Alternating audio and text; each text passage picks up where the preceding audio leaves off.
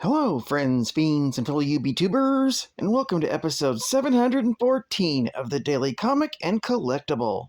Today, the collectible of the day is the Toybiz Toys Marvel Comics Limited Edition 2-pack Holiday Special Spider-Man and Mary Jane Christmas Box Set. Peter Parker spends a lot of his time swinging from building to building, patrolling the streets as Spider-Man. But when the holidays come around, Spidey makes sure he's home in time to spend them with his wife, Mary Jane. Spider-Man and Mary Jane celebrate the holidays like any normal couple, except that Spidey delivers the holiday gifts by swinging in through their apartment window. This Marvel Comics seasonal holiday special box set was an extension of the Spider-Man animated series line, with an added festive take in the couple's pairing from that same year. This holiday special 2-pack features a 5-inch scale figure of Spider-Man and Mary Jane, both in costume, ready to drop off an included bag of presents and holiday cheer. The Spider-Man figure features 10 points of articulation, while Mary Jane features 9 points of articulation for posing and displaying in your Marvel Christmas collection. Both figures feature intricate details and hand-painted deco, plus feature real cloth and faux fur for that added holiday touch. Also included in this holiday special edition is an exclusive holiday magnet, only available with this set. And this is a limited edition box set, being limited to only 35,000 sets. This holiday special Spider-Man 2-pack comes in a full window display box and was released in 1997 by Toybiz Toys.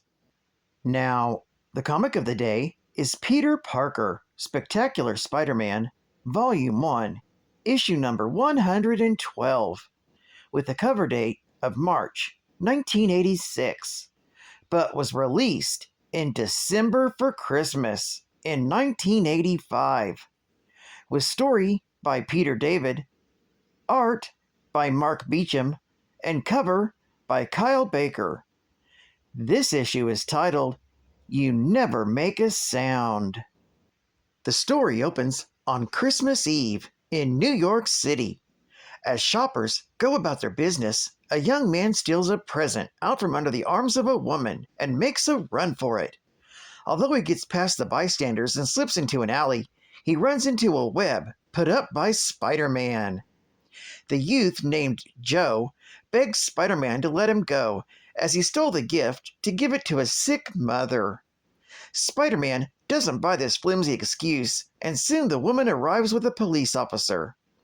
With the officer on the scene, Spider-Man wasn't even going to consider letting the young thief go, especially after being tricked by the Black FAUX. While Spider-Man wasn't buying the excuses, the woman does, and tells the officer that she's dropping charges against Joe Krolik. She learns her mistake when he manages to steal her watch while shaking her head. Later, Peter Parker arrives at the Daily Bugle. He's disappointed to see a toy donation drive isn't going well as it could. Peter can't find himself in the Christmas spirit after the murder of Jean DeWolf and his recent clashes with Puma and the Beyonder. On his way to see Kate Cushing, he bumps into Joy Mercado, who asks Peter if he's heard anything about the string of mystery robberies. Noticing that they're standing under mistletoe, she kisses Peter and heads out. This catches Peter off guard, but he goes about his business. Unfortunately, Joy doesn't have anything for Peter and suggests he find a more convenient way of the Bugle getting in touch with him when they have a photo assignment for him.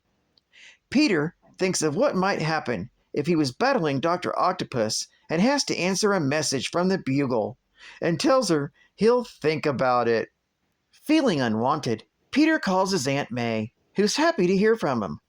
She tells him how her boarders are all off visiting family for the holidays, and with Nathan Lubinsky being in the hospital and Ernie Popchick in jail, May is spending Christmas Eve with Anna Watson. Peter thinks his Aunt May is blowing him off and tells her not to worry about him intruding. May doesn't hear this, and she puts the phone down to stop a pot from boiling over on the stove. When she picks up the phone, Peter is saying goodbye and hangs up. May wonders why Peter didn't say he was coming over for Christmas dinner, and figures he must have his own plans for the evening. On his way out of the office, Peter asks Joe Robertson what he's doing for the holidays. He informs Peter that his son Randy is coming home from college for a family reunion of sorts. He's interrupted by Kate Cushing, who asks him to get Jonah off her back. When Joe's finished with her, he invites Peter over for Christmas, but when he turns around, he discovers that Parker is already gone. Meanwhile, at Macy's, Jordan tells the mall Santa all of the things he wants for Christmas. When he mentions the types of electronics his mother has in the apartment, Santa asks Jordan to remind him what the address is. Soon, his mother Bambi arrives to pick him up, and as they leave, he tells Santa not to forget his presents. Writing down Bambi's address, this mall Santa assures him that he won't. Back at his apartment, Peter Parker tries to think of something to do. He tries calling Harry and Liz Osborne to see what they're up to. However, their son Normie is colic, and Harry can hardly hear Pete over the phone. Peter tells Harry that he'll call him back later. He then calls Mary Jane, but gets her voicemail. He hangs up instead of leaving a message. Mary Jane is in the bath, thinking about looking her best to join May and Aunt Anna for Christmas. Going to visit reminds her of the first time she met Peter Parker, and how he avoided this meeting thinking that she was going to be unattractive. She's tried to get a hold of Peter, but he has either not been home or the line's been busy. She figures that she'll see Peter at May's house, because there's nowhere else he would be spending the holidays. Soon, Peter's phone begins to ring, but when he answers it, the person on the other line hangs up. The caller was Felicia Hardy, the black cat, who wanted to wish him a Merry Christmas, but still hurting after he broke up with her. She decides to take her mind off Spider-Man by putting on her black cat costume and going out on the prowl. Patrolling the city lifts her spirit immensely, and she soon finds a group of men trying to rob fur coats. She easily trounces them thanks to her bad luck powers. For a brief moment, she considers taking the mink coats for herself.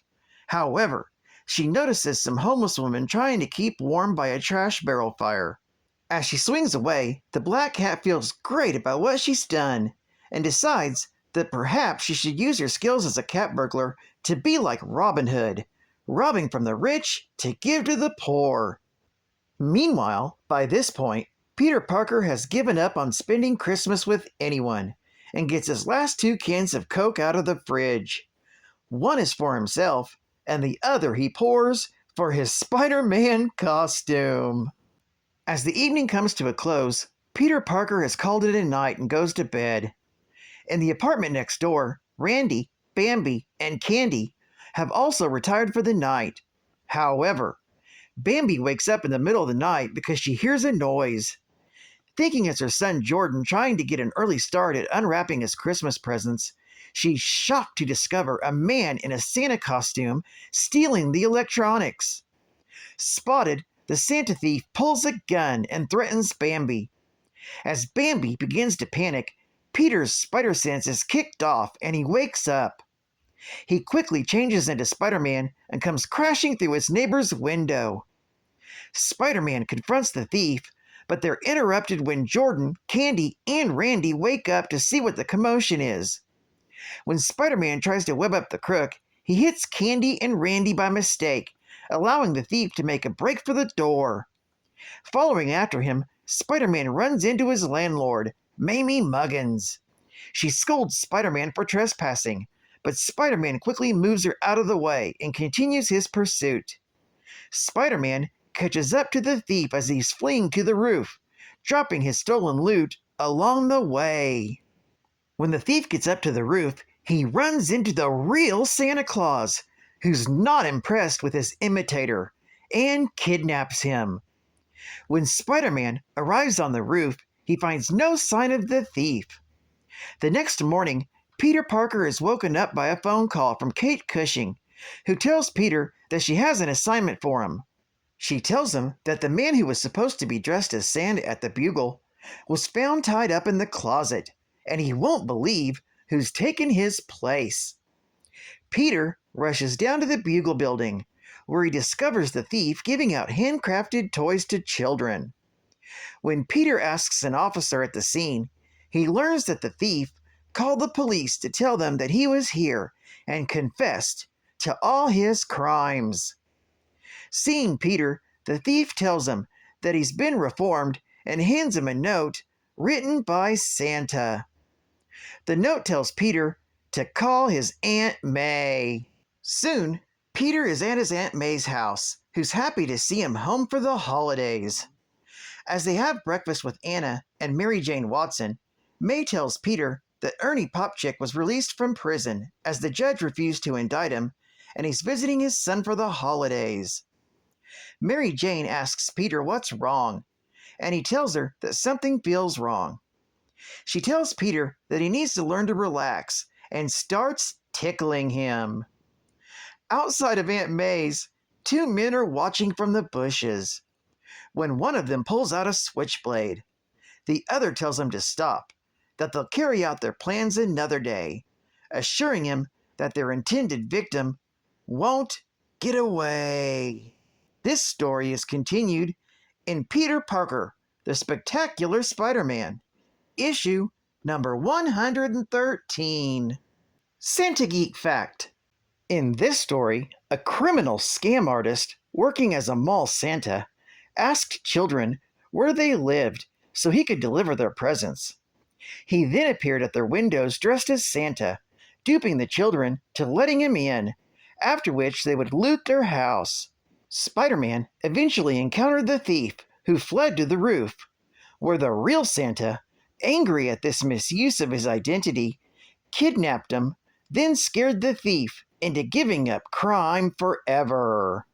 Bonus Santa Geek Fact. On 1 December 24th, Cerebro, the mutant detecting computer of the X-Men, detected the most powerful mutant ever registered in New York's Rockefeller Center. This being was also detected by the Brotherhood of Evil Mutants, who sought it out, resulting in a skirmish with the X-Men. This ended when Santa briefly transformed the Brotherhood into inanimate toys, teleported the X-Men away, erased both groups' memories of the involvement, and then gifted the city with snowfall, the first white Christmas in years. Advertising ad fact. Win a complete set of GoBot toys.